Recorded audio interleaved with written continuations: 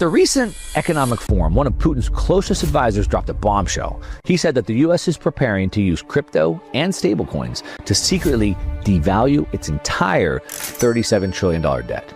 Now, he claims America will put that debt into a crypto cloud they would then use to reset the system. So basically, leaving the rest of the world holding the bag. Now, this is Anton Kobiakov, right? We're talking about. He's a senior advisor to Vladimir Putin for over a decade. This isn't some random official. This is Putin's guy. And you know what?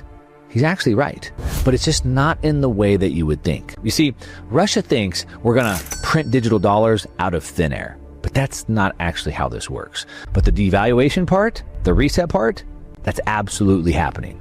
Now, real quick, I'm Mark Moss. I've been tracking these monetary resets since the last one. And what's about to happen with stablecoins and the Genius Act that was just passed through is way bigger than what Russia even understands. So let's break down what's really going on. You ready? Let's go. All right, so let's look at exactly what Russia is saying here. Back at the Eastern Economic Forum, again, Anton Kobiakov. And remember, this is Putin's senior economic advisor, right, for over a decade.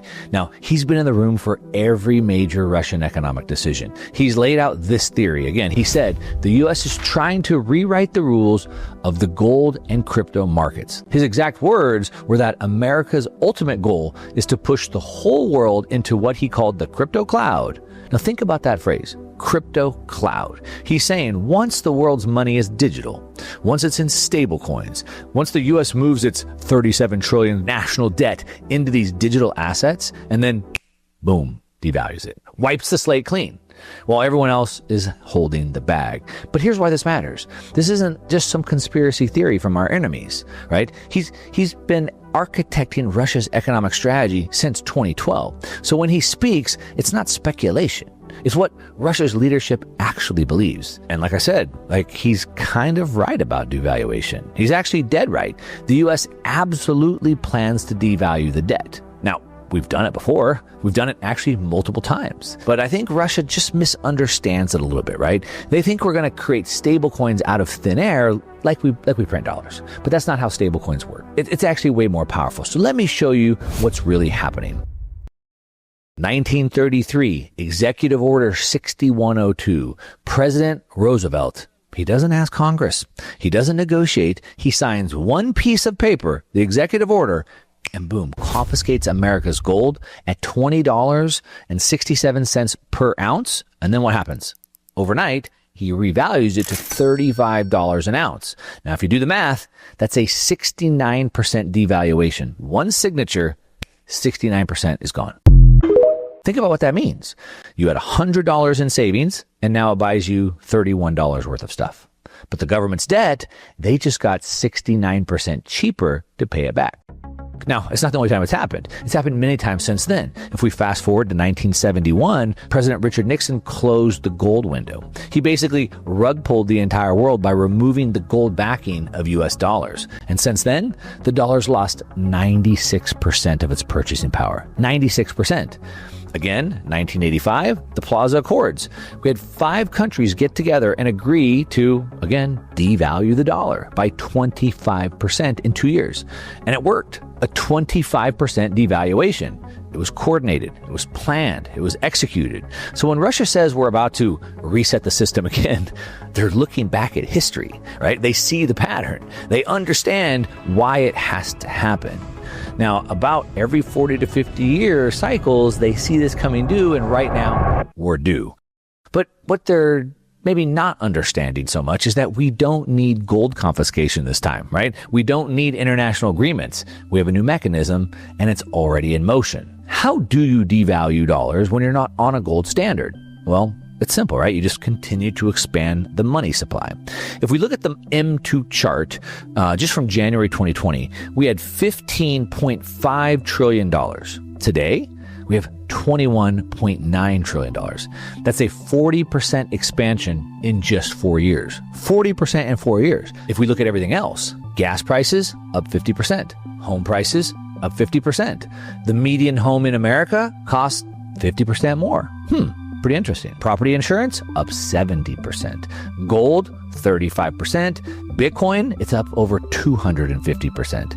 See the pattern? When you create $6 trillion, new dollars out of thin air, but you don't create any new houses, you don't create any new oil, any new anything, right? Then the prices start to adjust. The dollars start chasing the same goods and prices go up. So your grocery bill, food's up, right? 25 to 30%. Steak, milk, eggs, it's all up 30% plus. Now that's not inflation, it's devaluation. Your dollar buys you less. And here's the key. That $37 trillion of debt, it's still $37 trillion on paper. But what does $37 trillion buy today versus what it bought in 2020? It buys 40% less, right? The government just cut the real debt burden by 40% without paying back a single dollar, right? Without having to default, without having to negotiate with anybody. They just printed the way out. But here's the problem. The world, of course, sees this, right? It's not that China and Russia don't understand this. It's why China's dumping treasuries. It's why Japan's dumping treasuries. It's why foreign ownership of U.S.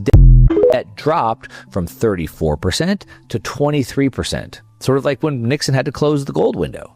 So the U.S. needs new buyers of debt. Cue it in, enter the stablecoins. Russia thinks we're going to print stablecoins like we print dollars. But of course, that's not how this works, right? Every USDT or every USDC, somebody has to deposit a real dollar to get back a stablecoin, right? It's a one-to-one peg or one-to-one backed. Now, the Genius Act that was just passed this year, it mandates every stablecoin must be backed by U.S. treasuries or cash. No exceptions. Okay, so wait, if we can't print them, if every stablecoin needs a real dollar behind it, then how do we devalue the debt, right? How does this actually help the U.S. government? This is the part maybe Russia doesn't seem to get, right? They're thinking about it just a little bit wrong.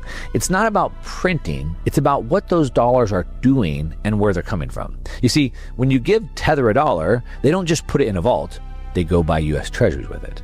When Circle gets a dollar, same thing. They go buy treasuries with it. So this creates a perpetual demand for U.S. debt. Now, the more the stablecoins grow, the more the treasuries they have to go buy, right? It's automatic. It's built into the system. But that's just part one. The real trick is where those dollars are going to come from. And that's what I want to show you. If stablecoins need real dollars, how does this help the U.S.? Well, it's simple. Every stablecoin issuer has to buy treasuries. That's the law under the new Genius Act.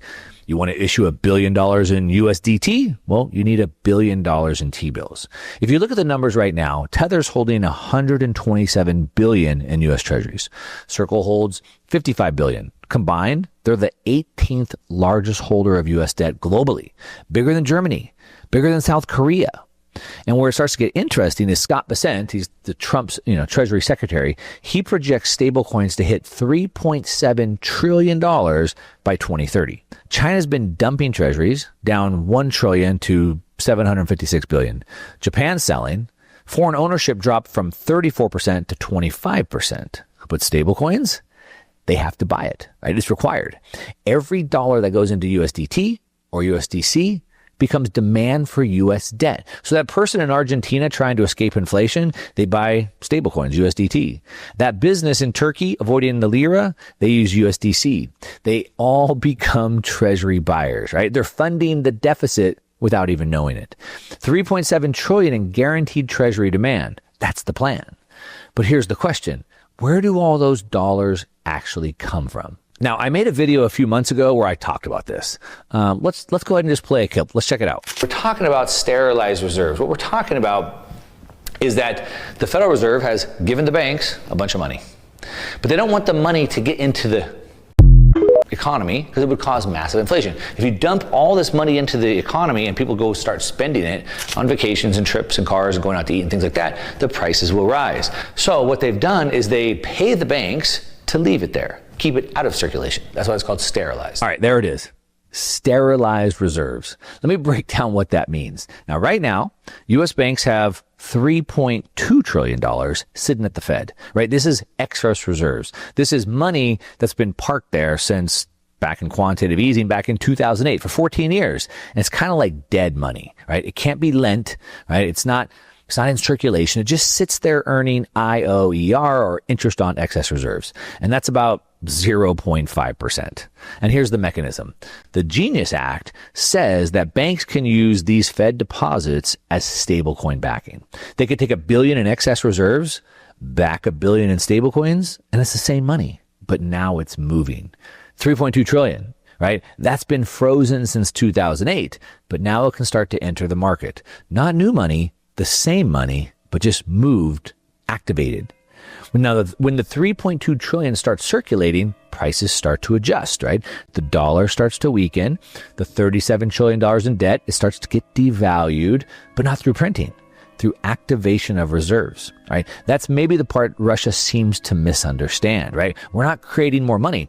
We're unleashing what's been trapped. Now, if we look back at the rest of the world and what they're doing, we can see that they understand this. Gold just hit $3,777 an ounce in September. This is an all-time high. Central banks are buying gold at the fastest pace since 1967. 4 straight years over 1,000 tons. I mean, think about this. 2022, 1,082 tons. That was the highest since 67. But then again, 2023, 1,037 tons. 2024, 1,045 tons. 2025, already sitting at 669 tons. That's just through Q3.